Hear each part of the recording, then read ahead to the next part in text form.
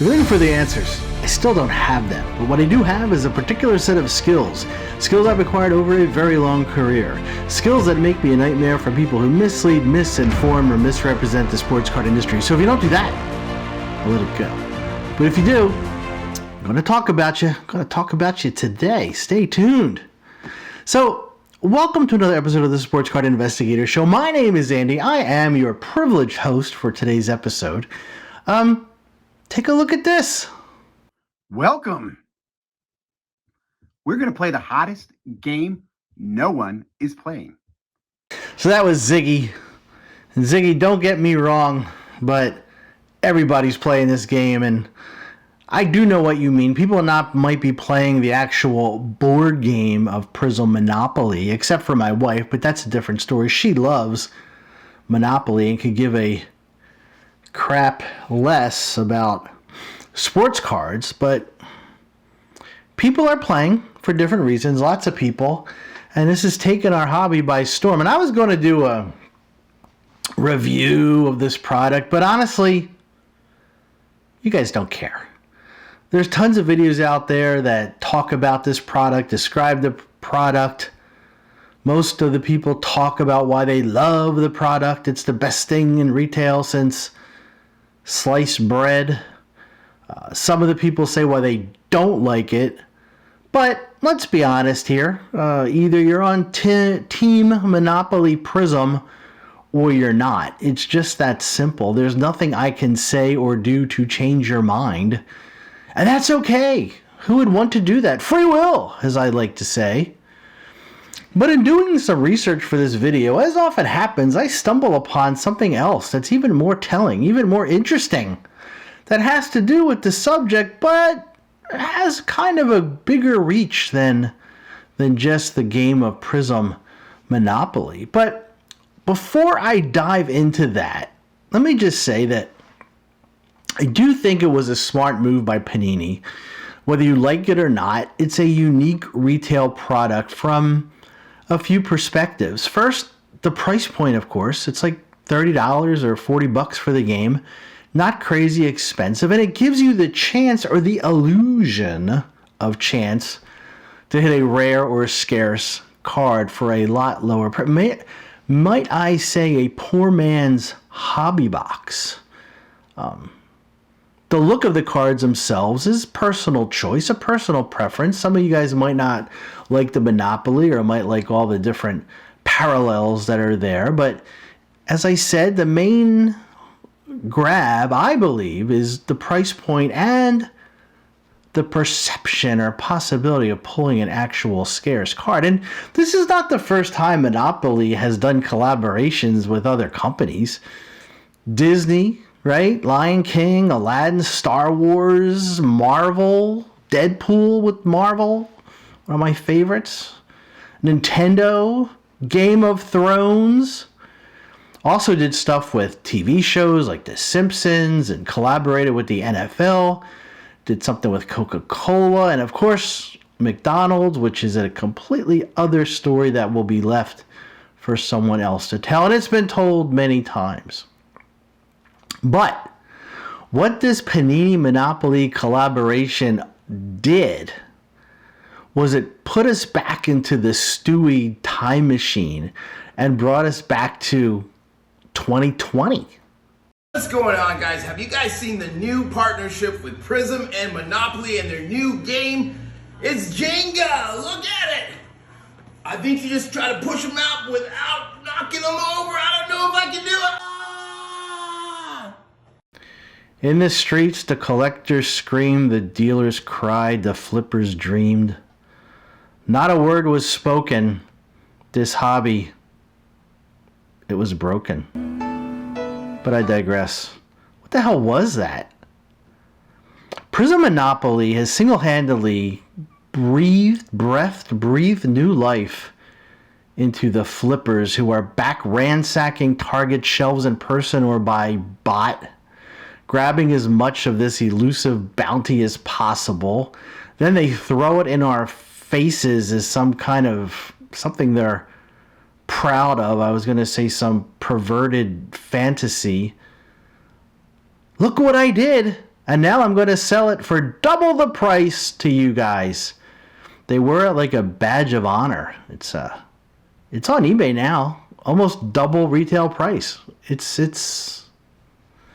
2020 all over again. A lot of people have made money on it. Panini is dropping their own version of their blaster box, not to be confused with the Target booster box in a few days. It may have already dropped depending on when this video gets to be seen by you guys. I'm already kind of confused. And I can't say I blame Panini getting in on this now along with the Target stuff. Take advantage and make as much money as possible. Never know when that's going to dry up. So when I was doing research for this video, I came across two pretty popular influencers. And let's just say they kind of took different roads, and it really bugged me. Take a look at this. Panini America. I bought this and very excited to see what's going down here. Many of you probably grew up with Panini, but if you didn't, you grew up with this other thing that it is. So that's a hint to you guys. Here we go. Ladies and gentlemen, we have Monopoly Prizm. So before I continue on, that's Mojo Sports, of course. He's a pretty well-known influencer. But did you catch what he said?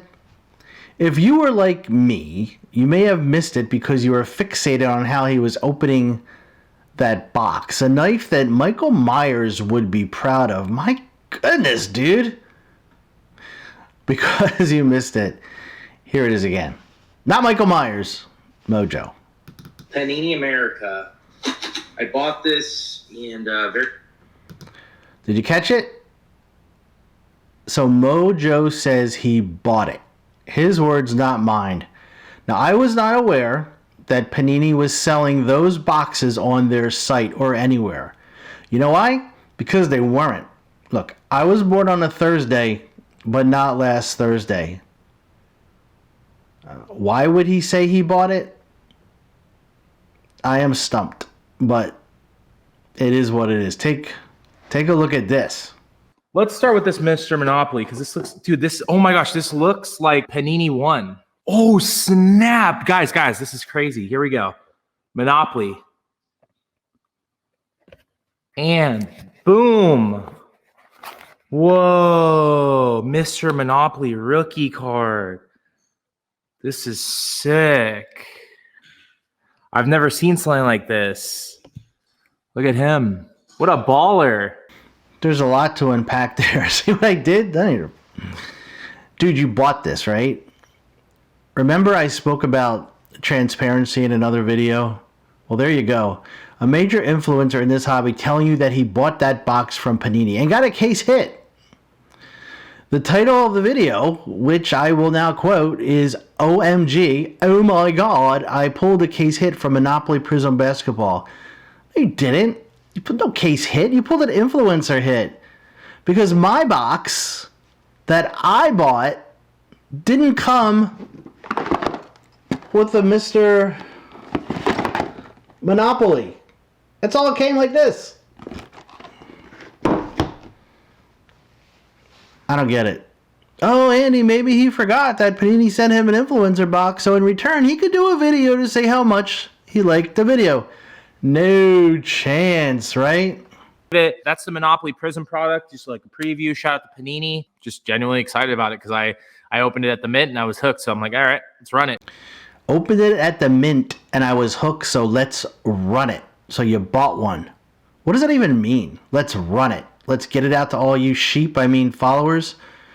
You can be the judge. The Monopoly I bought off Target, which I just showed you, it didn't look like that. No Mr. Monopoly hiding inside. I didn't open it, but didn't come with a Mr. Monopoly. I can guarantee that. No special packaging. It didn't come straight from Panini because I didn't sell them. And I didn't get one because I'm not an influencer. Just not at that level. So do not piss down my leg and tell me it's raining. You wonder why people don't trust influencers in the hobby? You should not. It's obvious. And it's okay. We get it. We get it. You have a lot of reach if you're an influencer with 40,000 subscribers or followers, and you may get certain perks because of it. It makes perfect sense. I don't care. I am not jealous or bitter. I certainly sound that way. But let's be honest about it. What possible reason do you have to say you bought that product? Do you think if you say you bought it, we as gullible sheep would think, well, if it was good enough for Mojo to buy, we should go out and buy it too?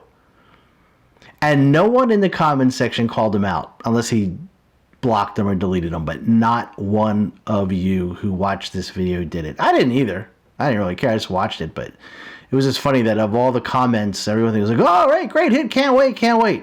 But you know who was honest about this? You know who was honest about this?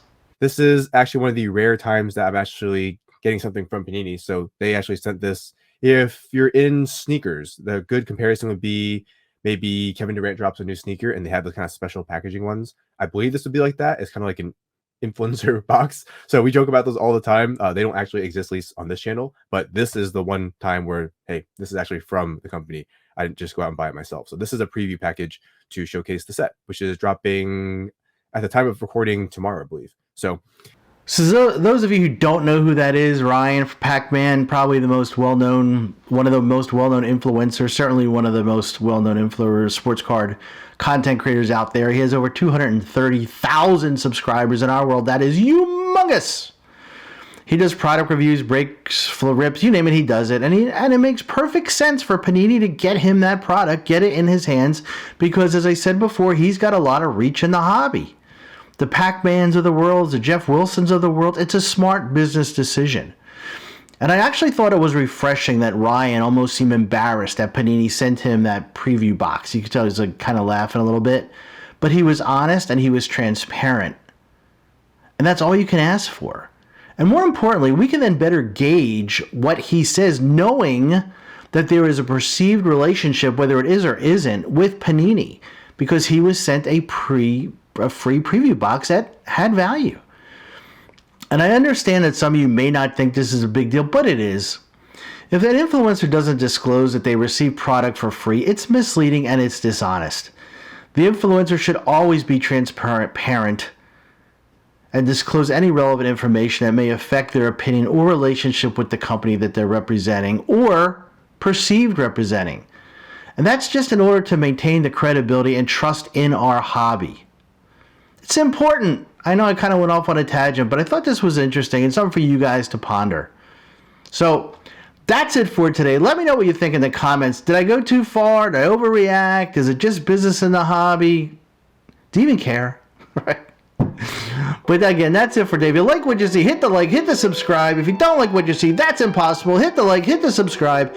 I appreciate every single one. My voice cracked. I appreciate every single one of you, and I appreciate you guys tuning in and being a part of this wonderful journey that we're on. So, until next time, take care.